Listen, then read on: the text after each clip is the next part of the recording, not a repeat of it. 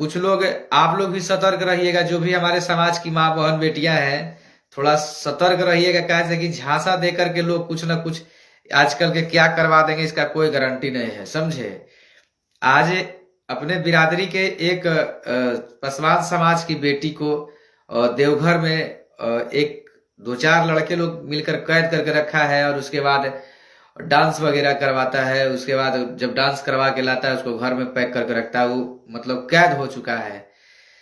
तो ये बात मैं सुना हूं तो मुझे काफी बुरा लगा है भाई। अब क्या करे, मैं अगर वहां पे रहता तो कोई बात नहीं था, कि उसको एक कमरा में बंद करके रखा जा रहा है। बताइए, जो अपने समाज की एक औरंगाबाद की लड़की है, और हालांकि भाई फोटो में अभी तो कैसे दिखाऊं, एक और मोबाइल रहता तो दिखा देते, लेकिन मैं बताना चाहता हूँ उसका रिकॉर्डिंग फोटो सब कुछ मेरे व्हाट्सएप पे आया है।